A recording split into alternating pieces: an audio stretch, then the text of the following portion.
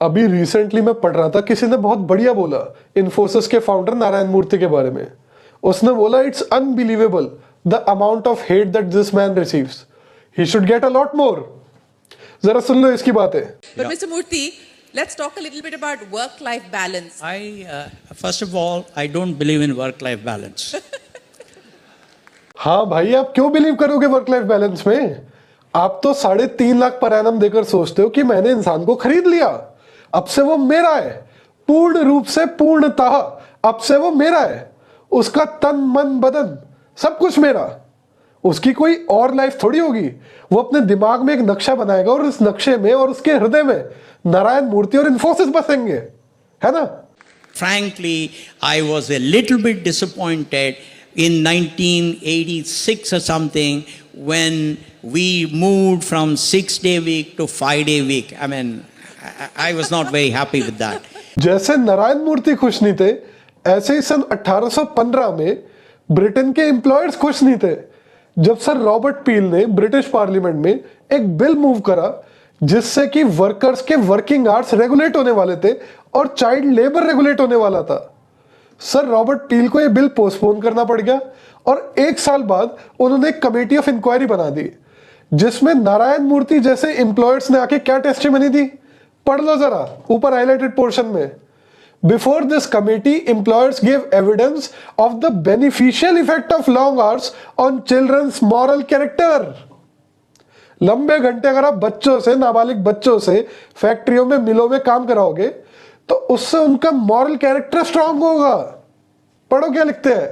14 hours a day spent in the mill made them obedient, industrious and punctual for their own sakes.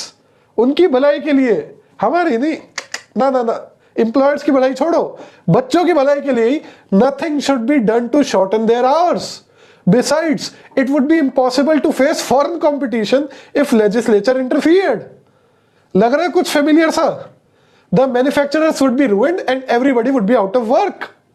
I think in this country, we have to work very hard because there is no substitute for hard work. Even if you are the most intelligent guy, you need to work hard. तो कराना था ना भाई अपने पोते से hard work. उसके hard work करने से पहले ही उसको 240 करोड़ के शेयर्स गिफ्ट क्यों कर दिए? अब वो क्या करेगा बेचारा? अब वो हार्ड वर्क कैसे करेगा? और अगर हार्ड वर्क ही सब कुछ है तो प्रॉपर्टी इनकम कमाना छोड़ दो, रेंट छोड़ दो, इंटरेस्ट छोड़ दो, डिविडेंड छोड़ दो, रॉयल्टी छोड़ दो सब। प्रॉपर्टी इनकम से आप रिच होते रहो, हार्ड वर्क दूसरे करते रहे फिक्स्ड वेज रेट पे। मतलब सामने वाले का बिल्कुल ही चू समझ रखा है। I am sorry, I have not changed my view. I will take this with me to my grave. बस तो फिर जब तक ग्रेव में नहीं जाते तब तक बद्दुआओं के साथ गाली फ्री में खाते रहो, है ना? ये एक और स्टेटमेंट पढ़ लो इनका। कह रहे जो हमारा प्रधानमंत्री मोदी है वो हफ्ते में 100 घंटे काम करता है and we as citizens should match his dedication by putting in extra hours. अब मुझे नहीं पता कि नरेंद्र मोदी 100 घंटे काम करता है वाकई में एक हफ्ते में या नहीं करता। आफ्टर ऑल वो खुद कह चुका है कि वो बायोलॉजिकली पैदा नहीं हुआ। पहले जब तक माँ जिंदा थी मुझे लगता था कि शायद बायोलॉजिकली मुझे जन्म दिया गया है।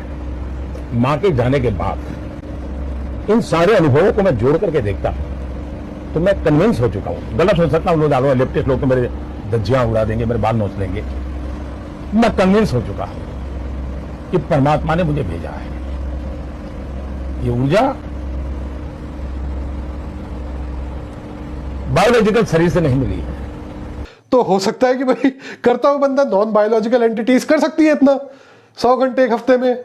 और नोट करो 14 आवर अ डे जो 1815 में बात हो रही थी वही पहुंचा रही है हमें, है ना? आगे तो क्या बढ़ेंगे, पीछे ले जा रहे हैं गाड़ी को। और ये चाटुकारिता क्यों की जा रही है?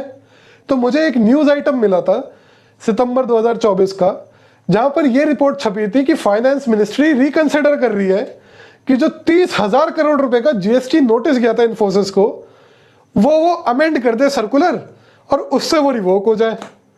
तो क्या उस लिए चाटुकारिता हो रही है? I don't know. You make your own judgments.